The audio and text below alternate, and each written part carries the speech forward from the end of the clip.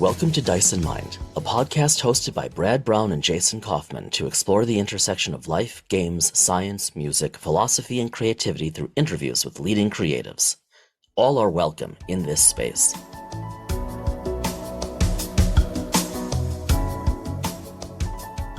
I continue to be fascinated by the fact that there is really quality and interesting material that is coming out of Europe when it comes to RPGs. And I don't necessarily think people realize that RPGs aren't just a US thing anymore.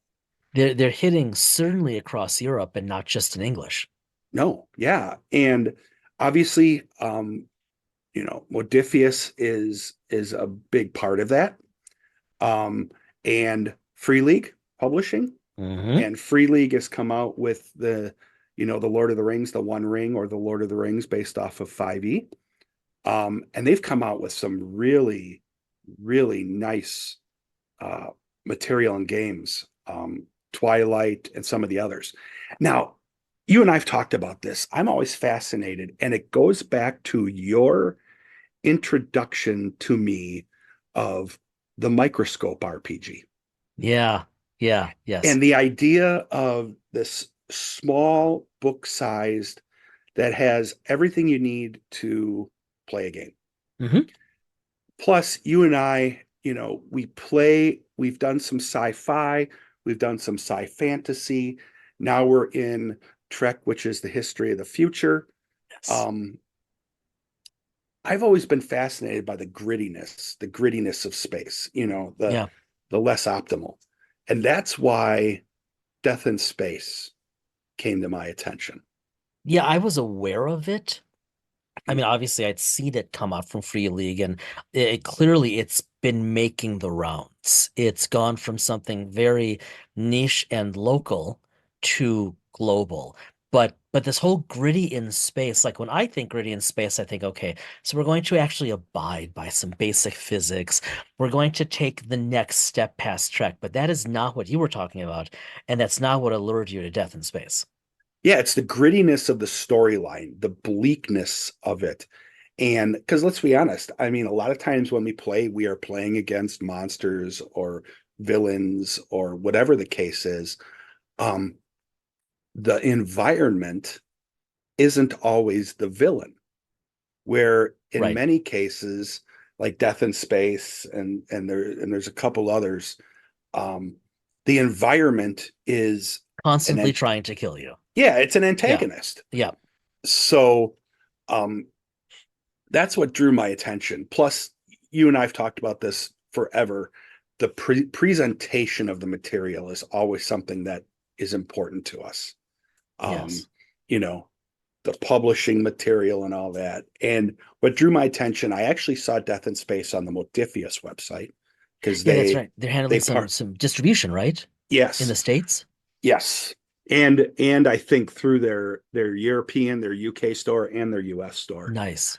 Um, that's what drew my attention to it. And I think then you and I talked about it and said Hmm. we should really get someone on Hmm. from that game. Now, Yeah. you reached out to I reached Free out to League Free Pub. League Yeah. and they Free League and right and they responded and have just been so lovely about that. And so I mean stay tuned everyone because we definitely want to have more guests from Free League. We definitely want to have more of their creators. They have so many interesting and unique games.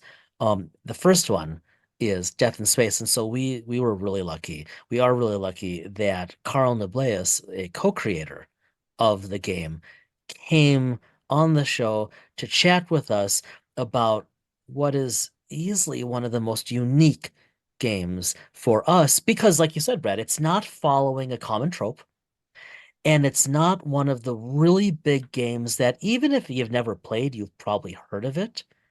Mhm. Although I think maybe that's changing. Yeah, I think it is. And I think people are really starting to see um just obviously based off of 2020 and this resurgence of analog gaming. um, tabletop gaming. Um, People are looking for, I mean, they're looking for different games to play. Not that the games that they've been playing are bad. They're just looking to broaden their horizons.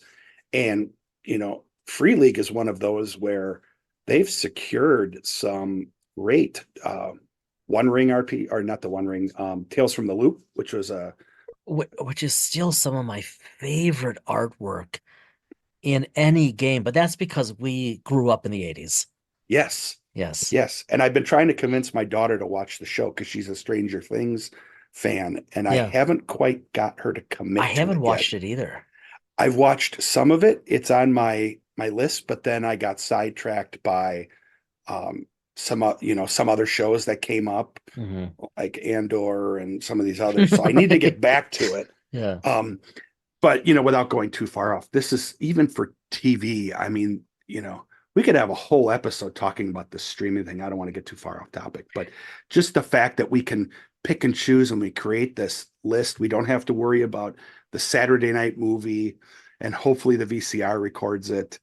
Um, we're in like a Back golden in age my of, day. yeah, pretty much. We're in a golden age of streaming. Well, what am I saying? We're in the first stage of streaming, but Yeah. it's starting to shake down. And I do think we're still in a golden age of RPG.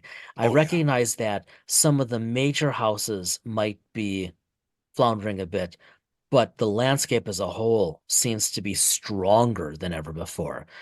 Death in Space and Free League is a case in point. Yeah. Yeah. So it was exciting to meet with Carl, and I appreciate him taking the time to do Yeah. it at hit because there's a time difference talking Big with time Europe. difference, but we Yeah, it figured was it easy out. for us, but it's always tough for Yep. folks to do this after work and everything. But very appreciative of him to do it.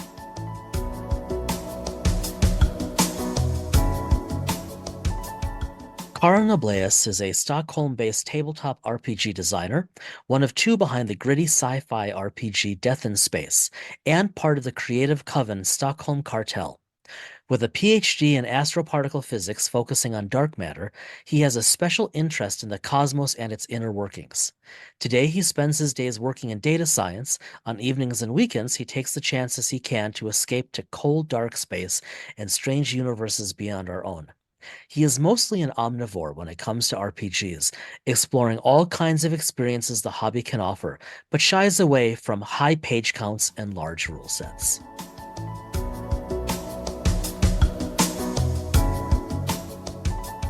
Carl, thanks for joining us today. Became a big fan of Death in Space just because it's such a different type of spin on sci-fi RPG drama and gaming. So thanks again for joining us. We're talking with you. You're overseas from us, so Mhm. um, always nice to talk to folks that are RPG developers that are not necessarily in the US as much as we love Yeah. talking to US folks.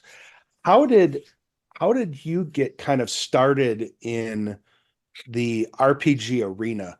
Um, as kind of the Mhm. precursor to developing Death in Space. Um, all right. So, I mean, as many people, I've played RPGs for, I don't know, it's something like 20 years now, a bit more, 23 years or something. And for many years, I didn't really explore much. I played the big games that we had in Sweden at the time. I was kind of the constant GMs. I always uh, developed a lot of my own material that we used in our games and so on. But it didn't really do much more than just play with my old home group. Uh, then I guess about 10, 12 years ago, something like that, I started being interested in finding one other types of RPGs because I felt like I was kind of interested and wanted to know what kind of games are there out there, because I started realizing that the games I had played were kind of traditional and really didn't encompass the whole spectrum of possible games that are out there.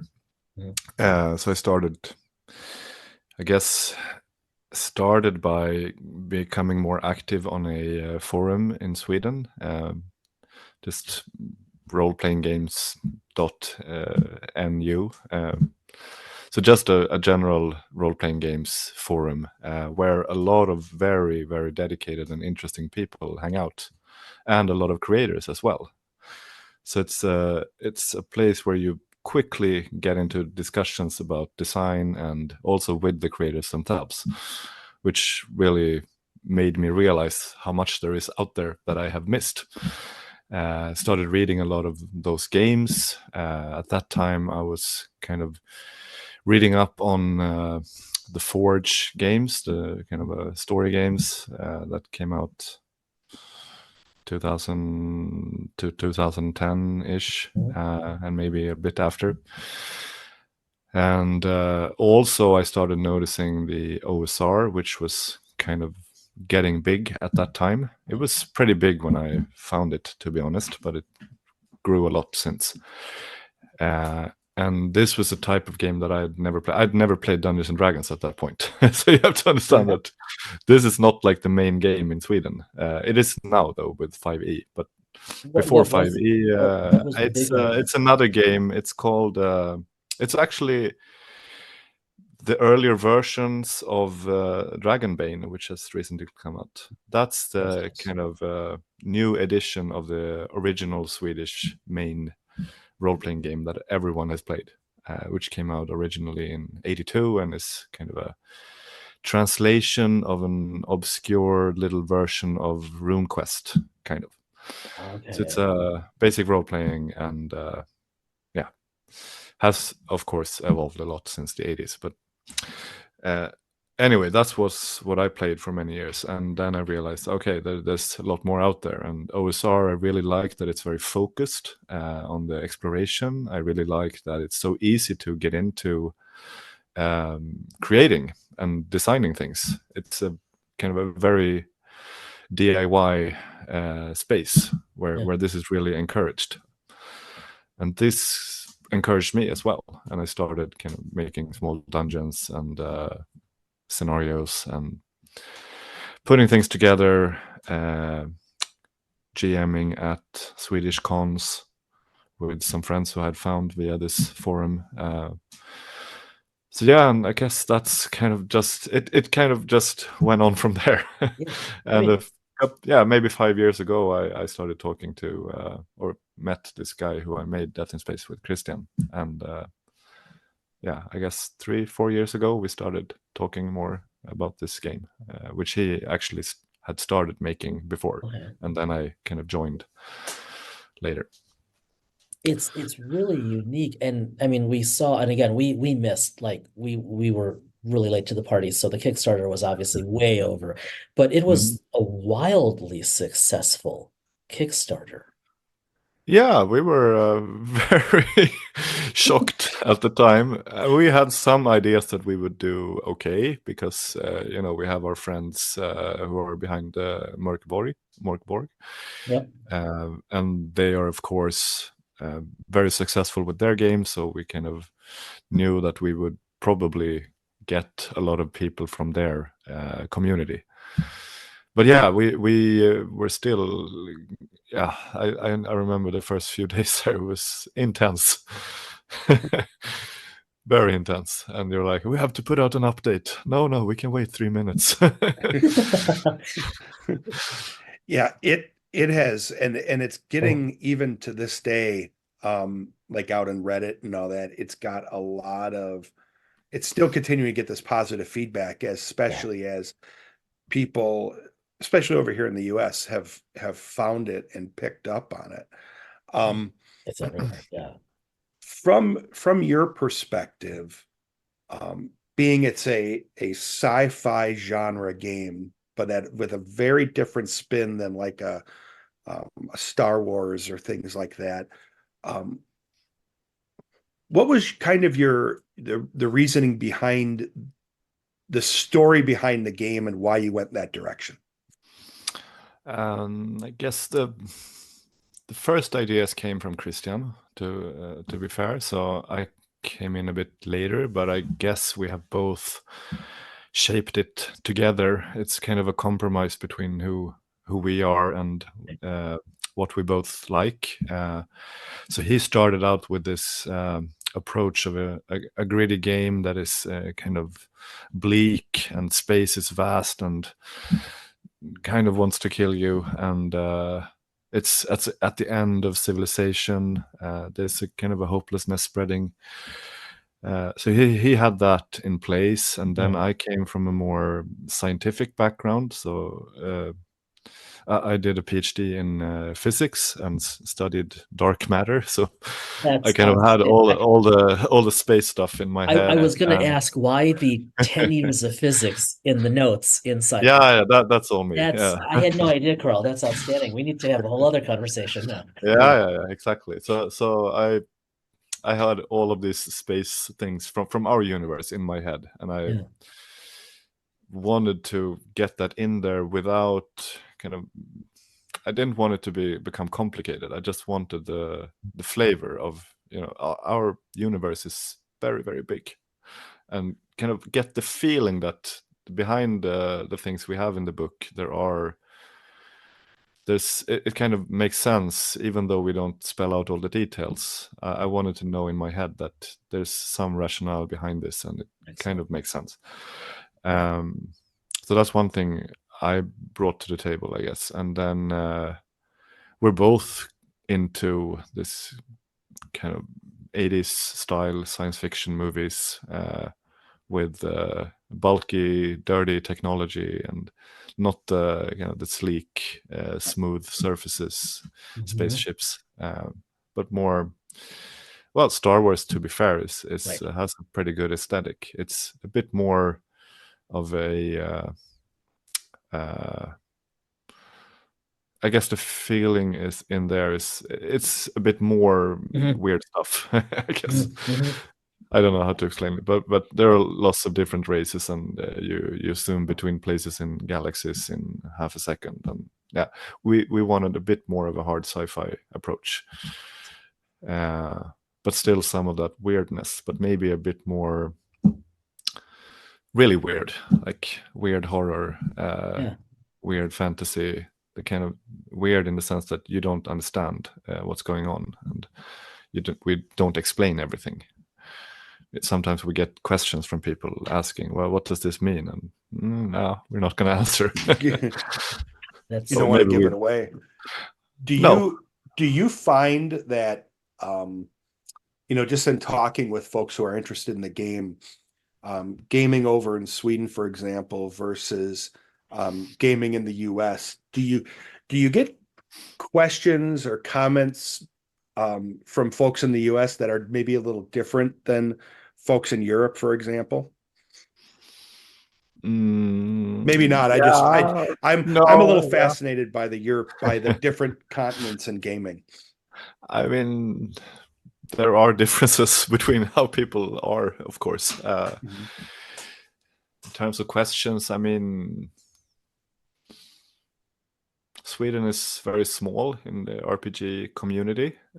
There are, relatively speaking, a lot of Swedish people who play RPGs and are into that scene for being such a small country. But of course, in absolute numbers, it's nowhere close to the US. So that's, I mean, most of the people who would talk to us at cons, they probably already know a little bit who we are and what we do. Right. And in the US, we're a little bit more unknown. So that's certainly changing. Yeah, sure, it is, absolutely. I'm curious.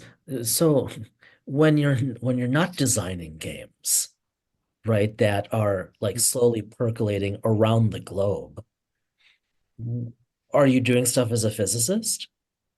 No, I left that world about 5 years ago. Now I did my PhD, and now I'm working in data science as in a private company. Nice. Yes. Yeah, that's pretty nice. No, we could spend an hour talking about academia, I think. I'm sure we could, yeah. Yeah. Yeah. The hassles are less in the RPG world, I have found. Yeah, in a lot of ways, yes. Yeah. Do you, because of your like you said, you had some connections to the folks that did Mort Borg. Is that how you kind of connected up with Free League, Free League? Um, yes and no. I guess we had some contacts with them already before or kind of independent of that. But it is, I mean, we have this little community or coven, as we usually call it, of RPG creators and other people called Stockholm Kartell. And this Oh, is and two of those are the people behind Morkborg, and two other people, or one of the Morkborg guys and another person is behind Cyborg, which is the cyberpunk hack or cyberpunk game based on Morkborg. Uh, and yeah, we have do a lot of things together, and we go to cons together, and nice. we it yeah we spend a lot of time and discuss a lot of things together. So yes, in that sense, we of course have talked to them about their deals with Free League and so on, and we have a similar setup where Yeah. Free League publishes the game and handles distribution and helps out with finding a printer and so on. And that's a similar deal for both of us. And it looks like there's a partner too with, I don't know if it's through Free League or whatever, but I know Modifius also has carried it, if I remember correctly. Yeah, but that's not really, we're not really involved in that. That's only on the between Free League and them. I think they're helping out with distribution in the UK. Okay. Well, that makes sense. Yeah. Mhm. Okay. Yeah. Aside from Death in Space, these days, is there a game? Are there games? Are there worlds you've just really enjoyed playing in? Or do you even get time to play much these days? Yeah, a little bit. Right now, we're actually playing through this old classic Judges Guild module, Dark Tower, with yeah, with some people from the cartel, and that's a lot of fun. Otherwise, I did GM a couple of years ago a campaign in the Yun Suin campaign world, which is one of those OSR modules where you kind of create your own version of a Southeast Asian setting, Mhm. which I really enjoyed a lot. That was fun, and yeah, what else? I mean, I like to play a little bit of everything, to be honest. I like to try out different games where you feel that this game has like a there's a concept or to it, or there's Yeah. it has some kind of design goals that it wants you to experience, or just really good scenarios or modules for Yeah. existing games can also be fun. Do you prefer when you're gaming, do you have any, does it matter whether it's sci-fi, sci-fantasy, high fantasy, anything like that? You're just more than willing to give everything a shot and Yeah, I wouldn't be able to say sci-fi in general. It's more like the particular spin, regardless of where it Mhm. belongs Interesting. overall. Like it could be fantasy, it could be sci-fi, it could be science fantasy. It could be our own dear world. Mhm. It all depends, I think, on the particular take. But for someone like really, really new to Death in Space, like let's say they've heard of it, but they haven't opened it up. They haven't gone there. They're listening to this chat right now, or when it drops, and and they think, okay, I want to try that. Like, what could they do to get in that headspace of like really enjoying Death in Space, really understanding where you guys are coming from? Yeah, that's a good question. I mean, we have a list of inspiration on Mhm. the first page. Mhm. Um, so that's one thing to take a look at some of those movies, maybe. Mhm. Uh, there's one relatively new movie called Prospect, which nails the tone really well. I think it's a little bit weird. It's really gritty, Yeah. they're looking for. It's about ordinary people just looking for some type of gems on a Okay. planet somewhere, and things go bad. It fits the tone. And then we have other old classic movies like Outland with Sean Connery from the 80s. Parts of the Alien movies, obviously. We have lots of movies that we have been inspired by. Yeah. Apart from that, I guess I also enjoy when people. I mean, it's important to me that you can make your own version of the game Yeah. that fits what you like. Mhm. So that's also important that you kind of go through the book and what is going through your mind. I mean, what do you see when what kind of visuals do you get in your mind when you read the tables, for example? Right. Create a character, maybe that kind of thing. Well, speaking of the visuals, I really appreciated that you listed Titan AE. Yeah, No that's one talks about that maybe ever these days. I think that's no, great. that's actually Christian, I would say, not me. But Still, yeah, I'm he's glad it's there. talking about it every now and then. Yeah. Do you have anything now that it's been out for a bit Yeah. that's kind of in your head or that you're working on now that you're willing to talk about? We're not asking for spoilers, but um, are you developing anything else? Are you taking a break? What's on your desk? No, we are. It's a bit slow going, but we are making a new book at the moment. We're not done. Obviously, we're still writing it, but it's going to be a scenario book called, or kind of a campaign book called Dead Flag Contracts, Oh. which is going to be a collection of several different adventure scenarios that you can tie together with a common meta plot or kind of campaign framework. And also some extra supplementary material like new origins, as we call it, maybe some new items. Um, yeah, some extra material relevant. That you can use in your own campaigns. That's And yeah, that's yeah, we're getting there. Still have some work to do, but we have we have like a mock-up of the cover that we oh actually cool. presented last year at Gen Con. Maybe a bit Oh, too early, cool. but it's yeah.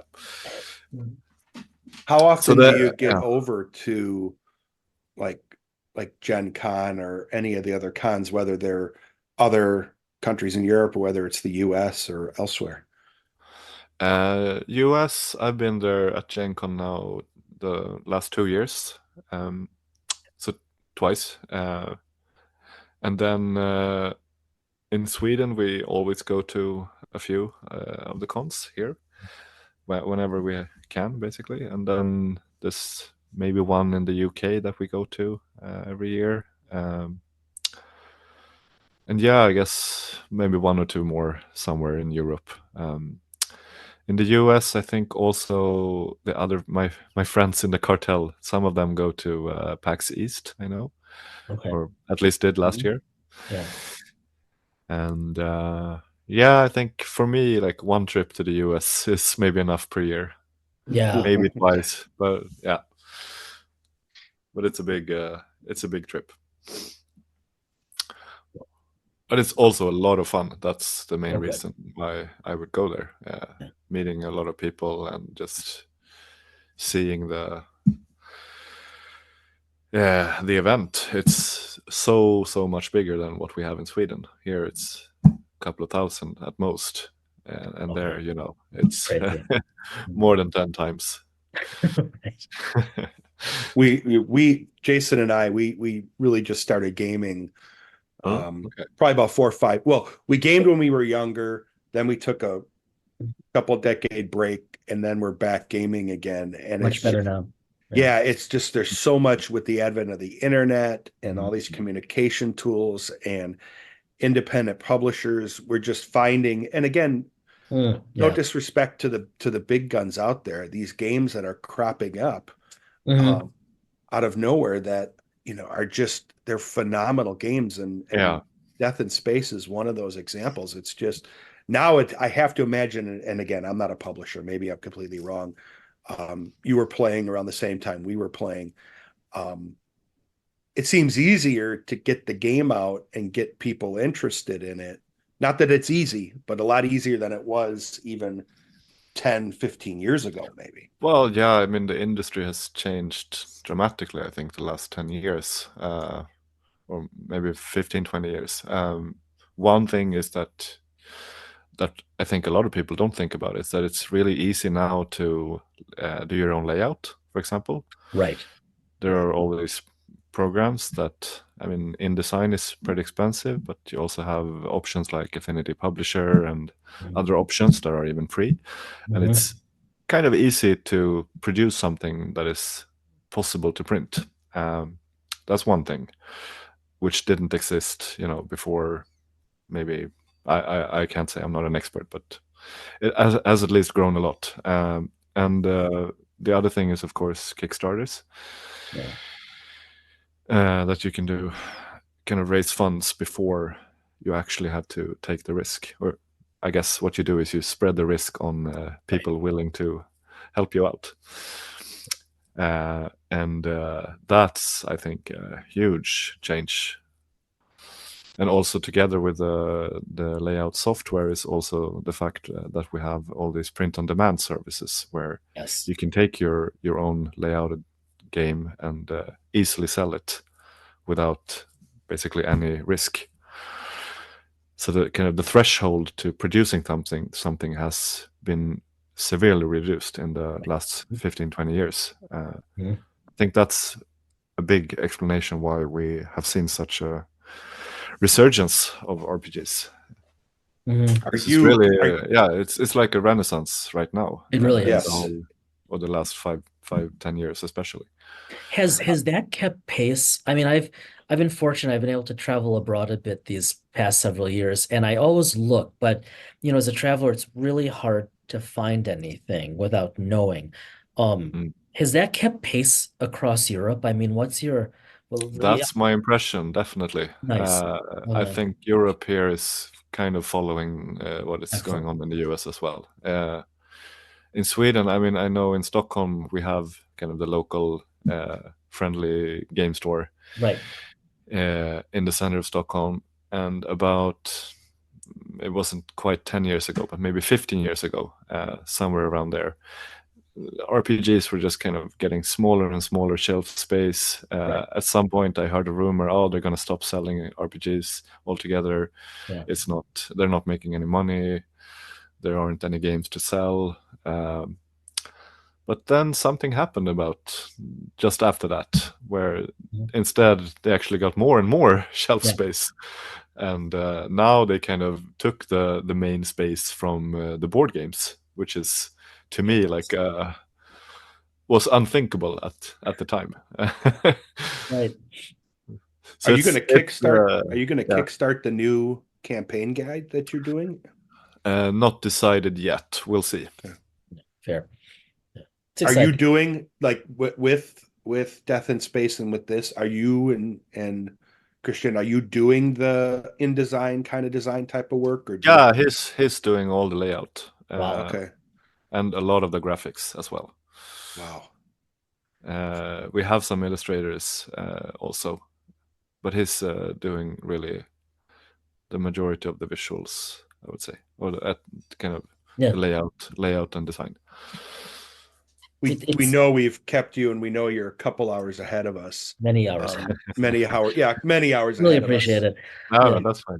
That's If fine. if you don't mind, if it would be okay with you, once the new campaign book comes out, we'd love to have you back on Sure. to talk about it and updates on what's been going on with that and with Death in Space and everything else. Mhm. And you piqued my interest, and you really piqued Jason's interest when you were talking about academia and all that. So maybe at some point, Well, if you're look, ever interested, I we'd love to have you on and talk about that as well. And it just it honestly, you know, an data science is a RPG, thing I love. an So RPG written by, designed, conceptualized by a fellow scientist and someone who knows, I mean, like, who wanted to keep it as real as they could keep it and still have fun.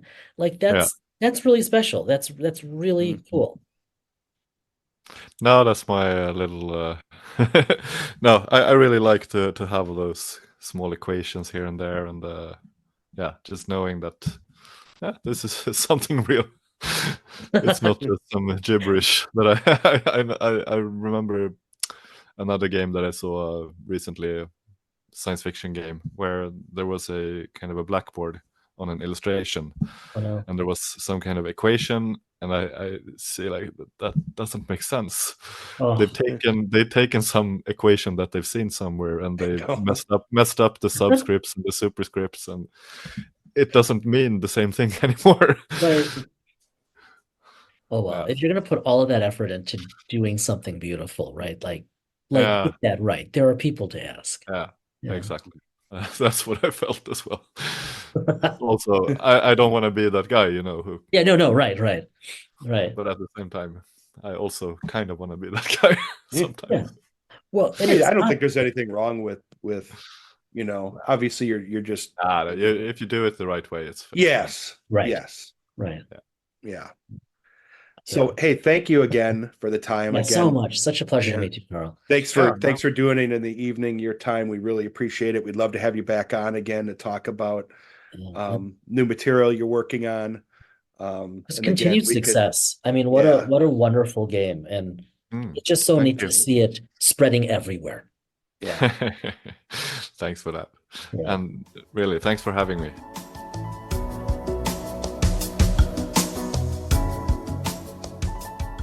Again, thank you, Carl, for joining us. That was fantastic. I Yes. loved the part in the bio where he talked about, you know, not a fan of high page counts. I did Um, too. that was so good.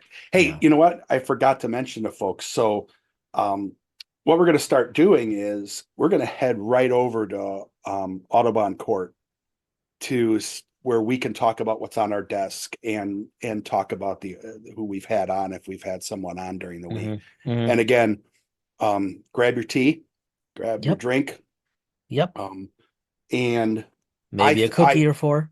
yeah, cookie. Yeah, I don't need those. Or nowadays it's like scones or Yes. some of the other. I can't remember all of them. My son eats that stuff. Um, but yeah, I mean, always fascinated to talk to folks who are designing and creating Yeah. role-playing games and environments outside of the US because um there's such a cool vibe based off of where each of these individual games comes from. Yeah. So Carl, And when thank he you so talked, much. yeah, Yeah. when he talked about the cartel, that was cool too. Hmm. Yeah, we appreciate the perspective, we appreciate the insight. Hopefully much more to come from Free League and its creators.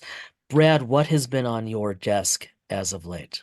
I can't remember if we've recorded since I got back from my pseudo sabbatical in Florida, but Hmm. I missed having my library Yeah. when I was down there. Yeah, absolutely. Um, I had a couple things waiting for me when I got back. Um, one of them was I showed you the classic traveler um, world, in effect, the world maps published in a book. Yep. But the one that caught my attention that I had been waiting for was the World Builder's Handbook for Traveler from Mongoose Publishing. As usual, phenomenal artwork. It is. I am telling you, if we had found this game early on in our role playing, our Yeah. relaunch of it, Yeah. um, I can guarantee you we would have had pretty much modern age / fantasy age, Star Trek Adventures and Traveler, and we would have it would have taken a while for us to go and branch out.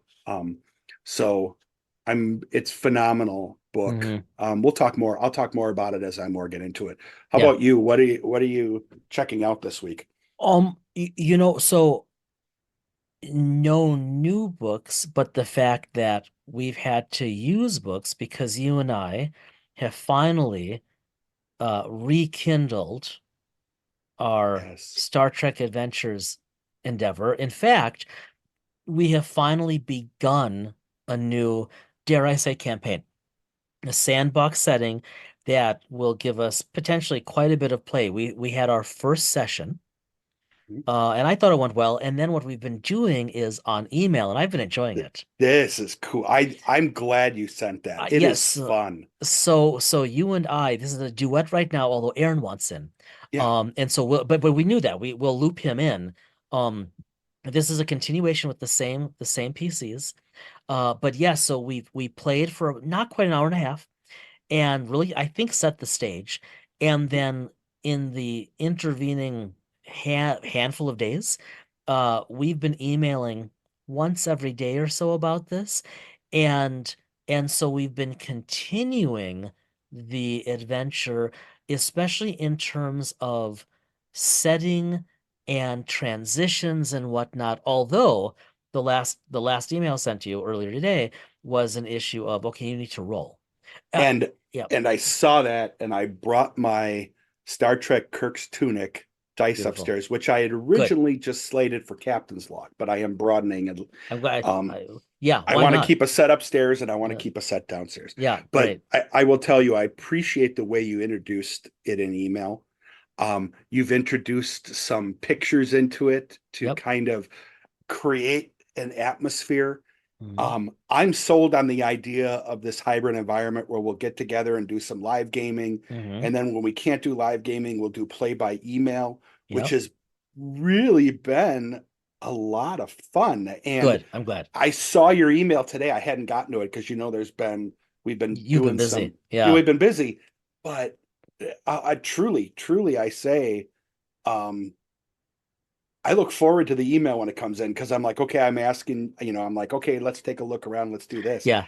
And now I'm like, okay, I wonder what I'm going to get back. It's actually interesting where I'm kind of like, it's like waiting for a new book in the mail. It's how I feel about getting your responses. I'm like, oh, I wonder what he wants to do. Because right, every Yes. email from me ends with, "What do you do?" Yeah. And so like we'll keep action out of it, Yeah. but it we can continue to drive the narrative, and we can use, and this is how I'm going to do it. We can still do skill checks because that's simple and they're not temporally kind of laden, if you will. And like already, like I'm just gonna stop there and we're gonna end Yeah. it. I'm very curious to see what happens from your perception roll because there are a couple possible branches and I we'll was just see what waiting. happens. I Yeah. was waiting because you've got it set up so I'm trying to find a needle in a haystack, in effect, and in many ways, In a sense, and there are paths to do it, so it's not going to be Yeah, frustrating, right? but it's Yeah. fun, but it's fun. Yeah. And Um, we're also using it because you're on the station that I've designed.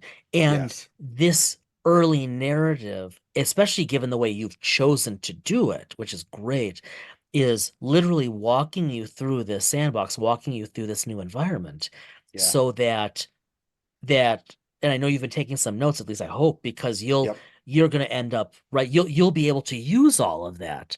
But yeah, I agree. I like this balance so far, and hopefully, like this weekend or whenever this coming weekend as we're recording, we'll be able to play again.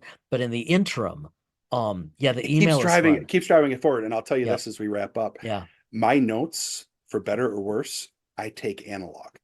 I Yeah. Ditto. write the notes down. I know I can Love do it it. on computer. I find it better when I Yeah. write because I process it. Yeah.